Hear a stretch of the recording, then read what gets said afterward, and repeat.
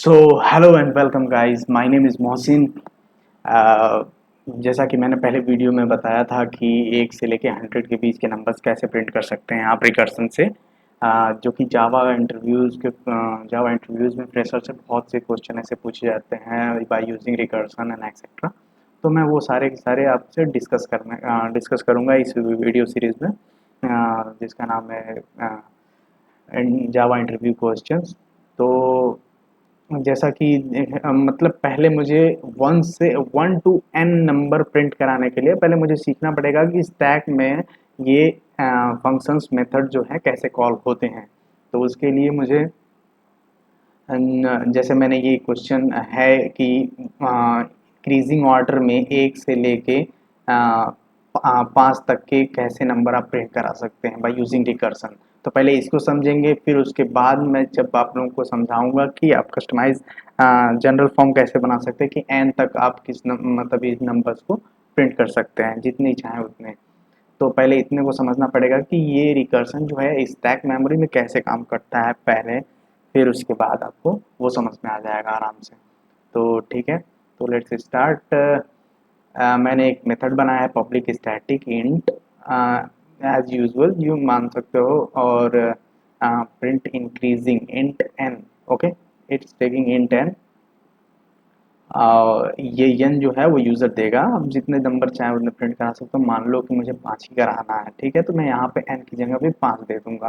ठीक, 5। अब ये 5 जो आएगा वो ये कोई भी रिकर्सन के मेथड्स को बेस कंडीशन बनाना बहुत ज़रूरी होता है। ये बेस कंडीशन है, तो ये बेस कंडीशन इसलिए बनाना होता है क्योंकि स्टैक मेमोरी में अगर आप बेस कंडीशन नहीं देंगे तो वो रुकेगा ही नहीं। वो हर बार अपने से n-1 को कॉल करता चला जाएगा और स्टैक मेमोरी फुल हो जाएगी, जिससे कि आपको एक्सेप्शन आ सकते हैं। ठीक है, तो इन सब से बचने के लिए तो हमें स्टैक जब भी रिकर्सन यूज़ करते हैं उसमें बेस कंडीशन बहुत इंपॉर्टेंट रोल होती है। तो first let me erase it. Okay,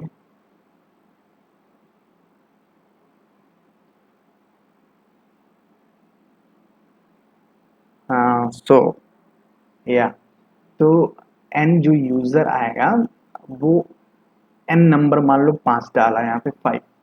सो ये पहले बेस कंडीशन चेक होगा, एन इक्वल टू 5 है, एन इक्वल टू 0 है, नहीं 5 नॉट इक्वल टू 0, तो ये नहीं चेक होगा। ये उसके बाद फिर ये इसमें इसमें आएगा और n-1 हो जाएगा। और n-1 क्या है, पहले n क्या है, 5 है मान लो, 5-1 4।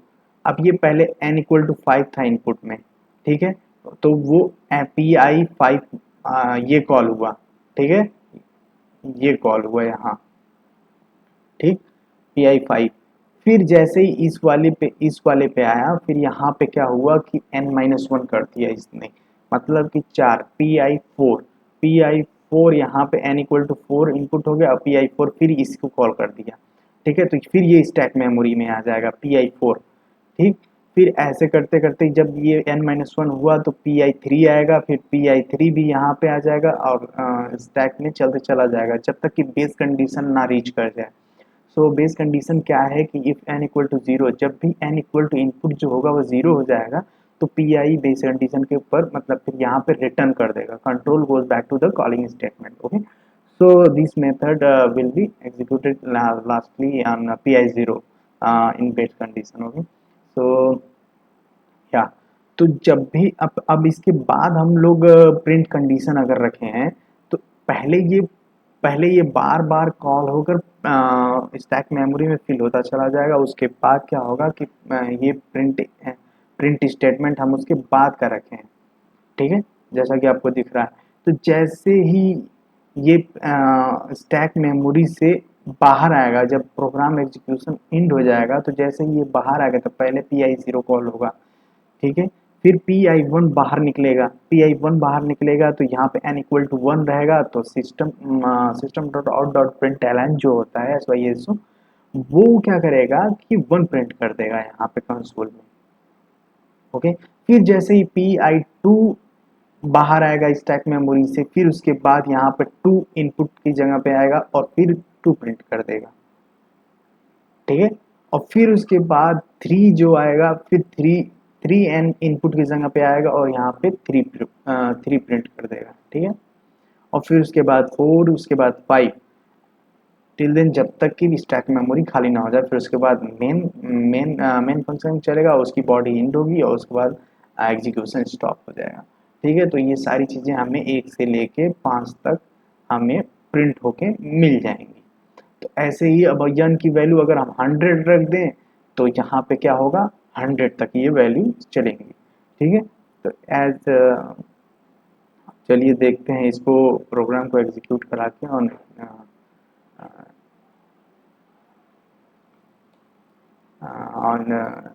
एक्लिप्स। ओके, तो क्या मेरा मेथड क्या है, मैंने मेथड बनाया है पब्लिक वॉइड पी आई, ठीक है, प्रिंट इंक्रीजिंग। ओके, तो आप यन जो है यन यन ये जो है वो यूज़र की तरफ से आएगा, आप कितना भी चाहे उतना नंबर रख सकते हैं आप। तो अब हम क्या करेंगे, इसमें पहले बेस कंडीशन देंगे, इफ एन इक्वल टू, मान लो यहाँ पे मैं ऐसे ही, आप 0 दे सकते हो। अगर 1 तक प्रिंट कराना, मैं इसमें एसओपी लिख के खुद ही प्रिंट करा दूंगा, इसमें रिटर्न कुछ नहीं करना है। मैंने इसको वॉइड रखा है क्योंकि मुझे प्रिंट ही बस कराना है, तो मैं ज़्यादा कुछ इसमें इंटीजर वैल्यू मुझे रिटर्न नहीं करानी, तो मैं ज़्यादा कुछ ऐसा नहीं कर रहा हूँ बस। तो बेस कंडीशन में रखा है कि जब भी 1 पे आए, एन इक्वल टू 1 पे आए, तो ये क्या करो, बस 1 तक प्रिंट करके रिटर्न कर दो, ठीक है। यस, तो यहाँ पे 1 प्रिंट कर दो और क्या करो, रिटर्न कर दो, ठीक। इल्स क्या करो, पहले पहले आपको कॉल करना पड़ेगा। अगर 1 से लेके 5 तक की वैल्यूज को आप या फिर 1 से लेके 100 तक की वैल्यूज को आप प्रिंट कराना चाहते हैं, तो पहले आपको स्टैक मेमोरी में फंक्शंस को भरने पड़ेंगे। जैसे 5 यहाँ पे आया तो PI5, PI4, PI3, PI2, PI1, okay, base condition तक। फिर उसके बाद जब ये स्टैक मेमोरी से बाहर निकलेगा तब हमें प्रिंट करेगा, क्योंकि तब ऊपर वाले में जो होगा वो इनपुट, आपको पता है कि लीफो होता है, लास्ट इन फर्स्ट आउट, जो लास्ट में आया है वही पहले बाहर निकलेगा। तो स्टैक मेमोरी में लास्ट में PI1 आया है, तो मतलब 1 इनपुट के साथ आया है, तो पहले वो बाहर निकलेगा। After that it will print only 1, फिर उसके बाद PI2 आएगा, फिर उसके बाद वो 2 प्रिंट करेगा, फिर 3, ऐसे करके बाहर सारे निकलते जाएंगे और मेन मेथड तक ये सारा प्रोग्राम एग्जीक्यूशन खत्म हो जाएगा।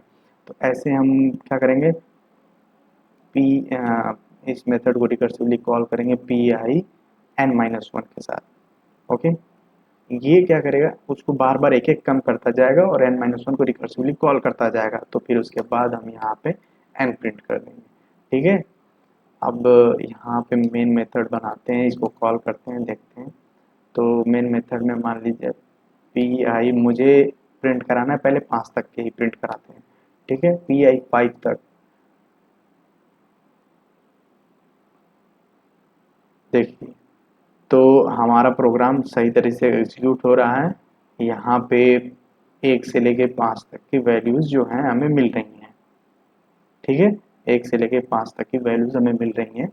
जैसा कि मैंने आपको समझाया कि पहले 5 PI5 यहाँ पे आएगा, 5 ये बेस कंडीशन चेक होगी, बेस कंडीशन में नहीं आएगा तो फिर उसके बाद एल्स में आएगा। PI5 के जगह पे पहले उसको PI5 पहले स्टैक में ये वाला जाएगा, फिर उसके बाद PI5-1 मतलब कि PI4 फिर स्टैक में जाएगा, फिर ये कॉल करेगा PI4 से PI3, फिर 3 जाएगा स्टैक में, फिर 2 जाएगा स्टैक में, फिर ऐसे करते करते 1 तक स्टैक में जाएंगे। फिर जब वो बाहर निकलेंगे उसके बाद ये वाला कंडीशन चलेगा, मतलब कि प्रिंट कंडीशन, ठीक है।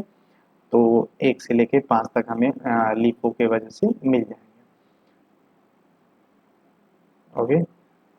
तो ऐसे क्वेश्चन है, आप यहाँ पे इनपुट की जगह पे मान लो मैं यहाँ पे 10 प्रिंट करना, 10 तक मैं चाहता हूँ कि ये प्रिंट करे। सो मैं इसको रन कराऊंगा, देखूंगा या it is printing well, so 1 to 10 is printing.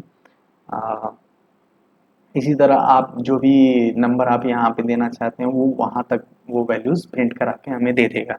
ऐसे आप उल्टा करना चाहें, अगर आप चाहते हैं कि 10 से वैल्यू 1 तक हो, ये वैल्यूज़ जो हैं वो 10 से 1 तक हो, उल्टी वैल्यूज़ प्रिंट हो यहाँ पे, तो हमें सिंपली क्या करना पड़ेगा कि ये जो स्टेटमेंट है ये प्रिंटिंग स्टेटमेंट को पहले हमें कर देना पड़ेगा कॉलिंग स्टेटमेंट से। जो खुद रिकर्सन क्या करता है कि वो स्टैक में भरते चल जाता है, जैसे कि मैंने आपको बताया।